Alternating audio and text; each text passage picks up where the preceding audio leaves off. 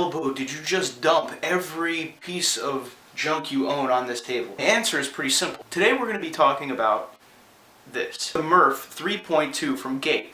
Gate is a Polish company that makes Airsoft Mosfets. But what is a MOSFET? A MOSFET acts as a gateway from one electrical point to the other. As the electricity passes through, it closes off, preventing the overflow of electricity. How does this help you?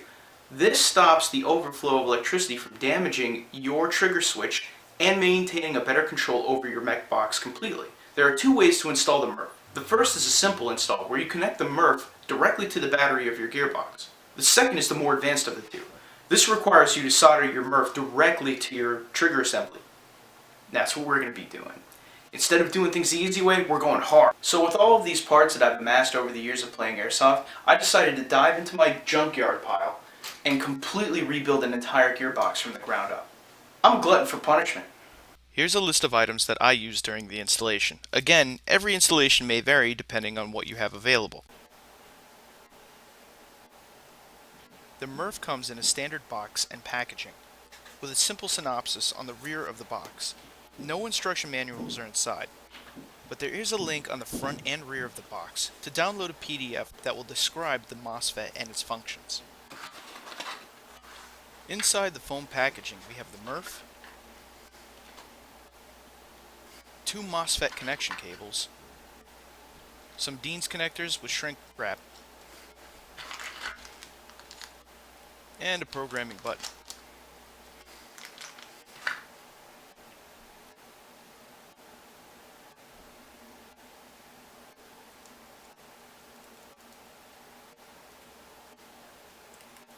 With enhanced mode, there's actually two different ways you can wire the unit to the trigger assembly. The first being the small one-prong connector. The second way to wire it to your trigger assembly is this dual-pin connector. This dual-pin connector is what they recommend for maximum efficiency. I don't know what that is, but it sounds pretty good to me. After printing out the PDF, I found an easy diagram to follow for connecting the appropriate wire. Desolder both trigger contacts from your trigger assembly. Then solder both of the control cable wires to each of the parts you just desoldered.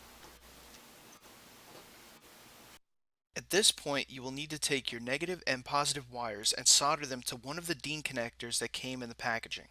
The other ends will be connected directly to your motor.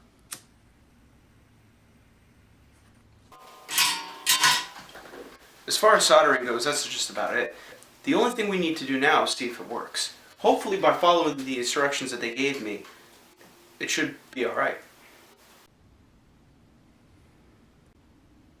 I only use a small drop of super glue in each of the tracks to make sure that the cables stay secure inside of the gearbox shell. Whenever laying cabling inside of your gearbox, make sure that the hole the pinion gear goes through is completely clear. In the interest of time, I skipped through the entire assembly of the gearbox, only for the simple reason I had a pile of parts sitting right in front of me. But at this point, you'd be putting everything back together again. For any hecklers out there, putting together a gearbox is not an easy task. And I suck at shimming.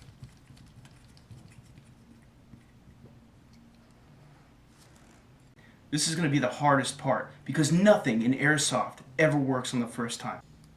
Okay, so I just want to see if everything works correctly at this point. I've got my motor hooked up separately, all my cables in order, everything looks like it's good to go. Plugging in my MERF, and... why doesn't it work? Oh, it doesn't work because you have to program it first.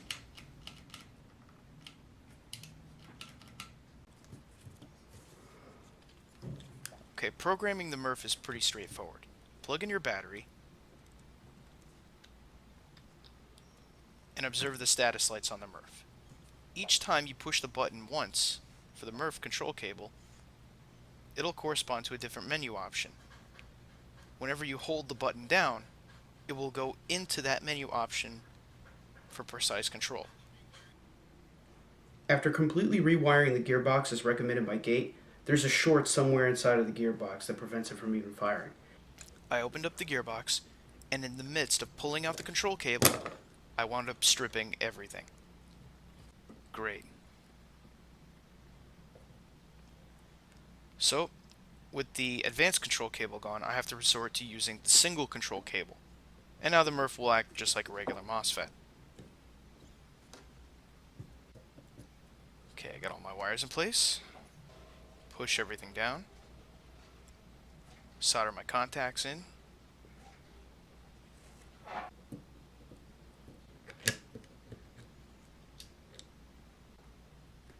Reassemble my gearbox.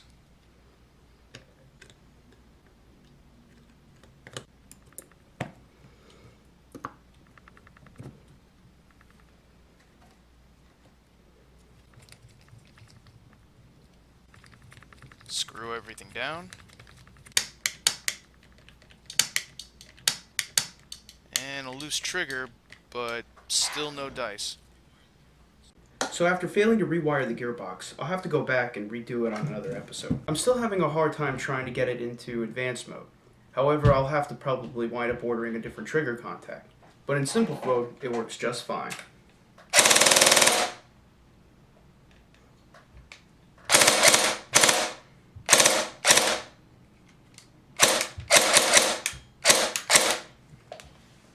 As far as the Gate MERF 3.2 is concerned, the operating modes are fairly simple to get through once you get the hang of using the menu button. This little guy here. Afterwards, I tried using it on 2 other AEGs, and it came out fine. I like the fact that you can use it as a fully hardwired MOSFET, and the fact that it's simple enough for younger airsofters or anybody else who wants to protect their system to use. Although it won't stop trigger arcing, this is still a really good piece of equipment if you're going to use these guys, the 11.1 LiPos. So tune in next time for another episode of Elbow's Vlog where we review another MOSFET, the Burst Wizard LV King Super 2.